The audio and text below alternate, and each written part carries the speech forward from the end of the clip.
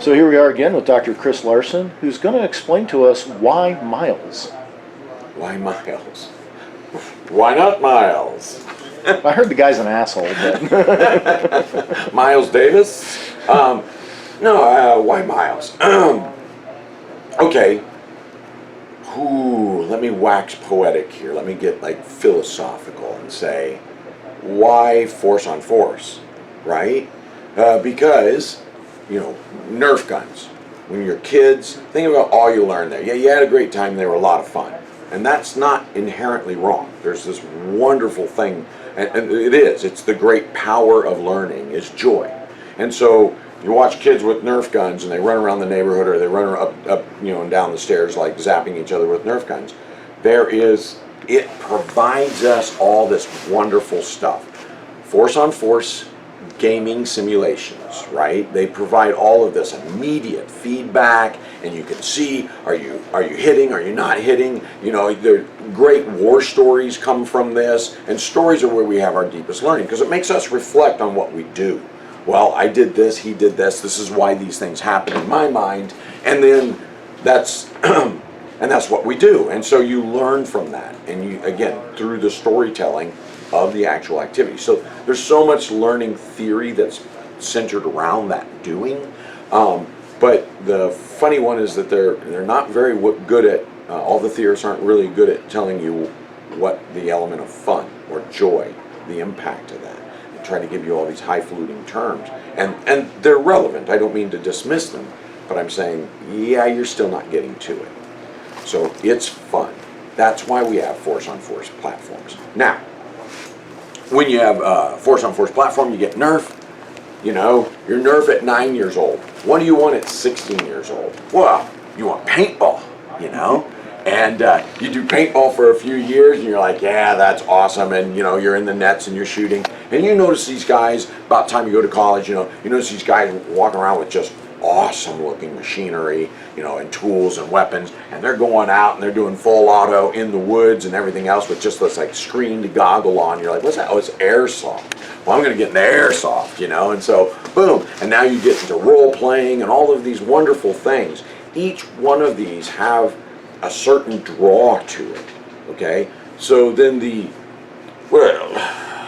super special Delta Ranger SEAL squirrel guys, honestly, it's the professionals use. What do they use? We know what it is. It's simunitions, which is the continuation of all those projectile-based force-on-force. It's simunitions, and oh, look at this thing called Miles. Well, Miles is one of the gaming platforms that the professionals use, and I mean professionals across the world since the early 70s. And I know the old Miles sucked. Well, as we get better and better generations, we're on Gen 4 right now, right? Miles 2000, Miles IWS, we're on Gen 4. And what we find is that the older generations had certain features about them that are still relevant and even desirable today. But certainly each generation outshines the last. And so that's where we are, and that's why we go. So people say, well, wait, but you had the option of going to simunition. I certainly did. Why didn't you? Well, the projectile-based gaming platforms, again, wonderful. But here's their limitation. Believe it or not, I can get a Nerf, little dart, right? Super light.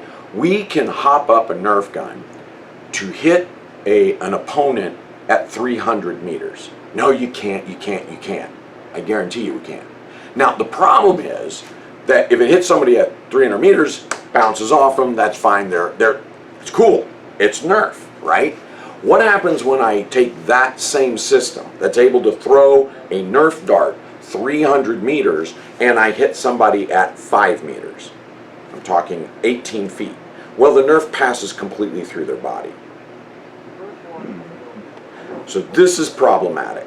Can we make paintball, airsoft, simunitions, and Nerf, any projectile, can we make it go far enough? I promise you we can.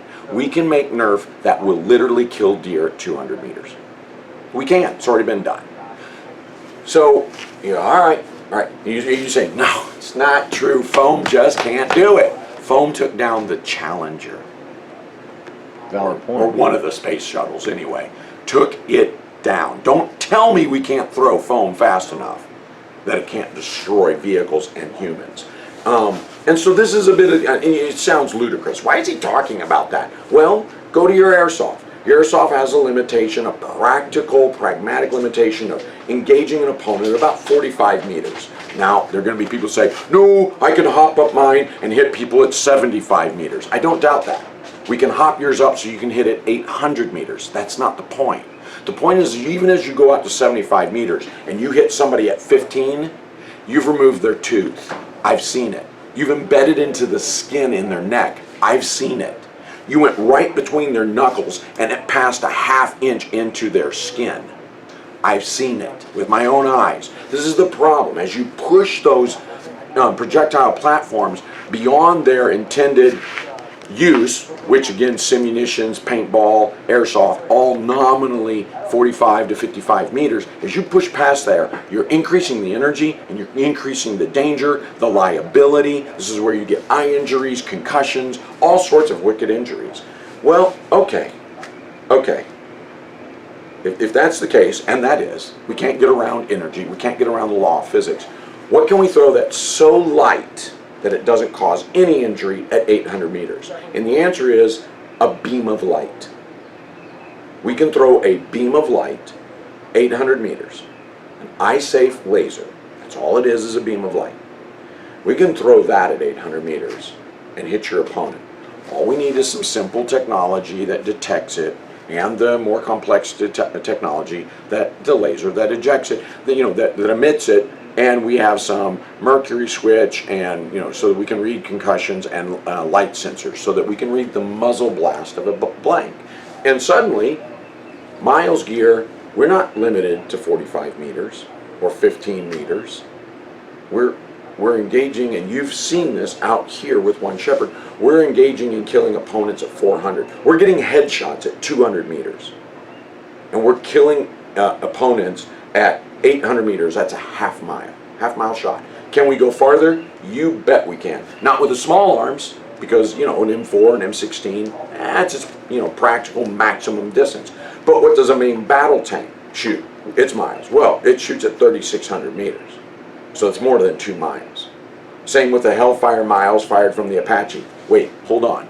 Did you just say an M1 Abrams and an Apache helicopter and an F-18 Hornet? Yes, I did. I did say that. See, it's called multiple integrated, we'll come back to that, laser engagement system. Multiple integrated laser engagement system, miles. The integrated means, oh, by the way, tanks, jet fighters, attack helicopters, they all play too.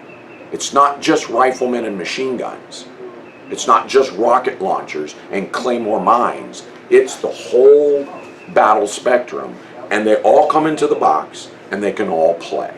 And that's the integrated thing. You really can't do that again with the other systems. You put tanks firing paintball, and they do this. I think it's Poland that does it, tank on tank, and they have these tank mock-ups, metal and all this other stuff, and they drive around and they have paintball that kills other tanks at 200 meters, 300 meters. But the paintball's so big, so much energy, it will kill a human. So, again, you come back to that limitation. What doesn't have that limitation? Miles. There's a few other cool things about miles. The principal thing for me is the eye-safe laser and the ability to engage at actual distances, practical maximum effective ranges of your weapon system. So 400 meters, 600 meters, 800 meters for our small arms. But the other cool thing about it is it doesn't have gas. So I'm okay fighting out at minus 25 degrees Fahrenheit. It doesn't have gas. I'm okay fighting at 118 degrees in Arizona. Oh, look at that. My gases aren't compressing or expanding and blowing up. There's no danger about that. Miles uses internal lithium batteries that can go down to, like minus 30 degrees Fahrenheit and up to 130 degrees Fahrenheit. So it does have limitations of operability, but you can clearly see that inside of any comfortable human range, we can fight. Well, you just can't do that with other types of batteries. Your airsoft, your paintball and stuff, they have those limitations of compressed gases and airs and different types of batteries that Miles doesn't have. And it's by and large shockproof, dustproof, waterproof. So here's the thing we're doing. We're now, once we got Miles, we knew it was going to be a game changer, but what it really changed for us back in 2007 was that our nighttime patrols run nonstop. Our patrols, period, run nonstop. If you're in a gun battle at 4 o'clock in the afternoon, great. And if you're in a gun battle at 4 o'clock in the morning, that's very normal. So there's just nonstop. We run a 3-day FTX. You go for broke. There's no rest. There's no recharging batteries. There's no getting more paint or air. No, you're carrying M200 blank ammunition, and you're going nonstop for 3 full days. And the other simulation platforms, wonderful though they are, within a very niche environment, they're outshined by Miles. Now, people say, well, if you're going to fight through a trench, if you're going to fight through somebody's house and shoot up the stairs, is Miles the best? No, and Miles isn't perfect either. Miles is not a perfect, there's no such thing nothing acts like a bullet except a bullet. And I don't want to shoot those at each other. So Miles is still a simulation that has its flaws. And by the way, really super duper close in. I'm talking like 15 meters, 10 meters, 5 meters. Miles becomes problematic there. Can it do it? Yes. Does it do it well? No. Airsoft does it brilliantly. Probably the best. Second best, I would say, Simunitions. So there you go. That's why we do Miles. That's why we choose Miles. But one other thing, Les, if you don't mind me jumping in there, is there's a bit of a misnomer that, number one Shepherd is Miles. No, it's not. We were around since 1981. We didn't get Miles until 2007. We had other ways of solving that problem. The other thing is, well, once they got Miles, they're only Miles. You've been here. You've literally seen us use Nerf guns. That is true. And you've seen us use tabletop, simulations. Literally pulling out game pieces and tabletop face to face over a table. We're not just Miles. We're a learning institution. We are a leadership development institution, and we'll use whatever simulation system seems appropriate for the learning outcome. Miles just happens to dominate our curriculum. Excellent. Other than the range, what would you say is another limitation of the Miles system? Well, obviously you're shooting a eye-safe beam of light, vegetation. Now, to be fair, I've trained people, again, I've worked with paintball and simunition and airsoft, right? And people will tell you vegetation messes with all of them, some more than others. I would say vegetation messes with Miles the most, like dense vegetation, right?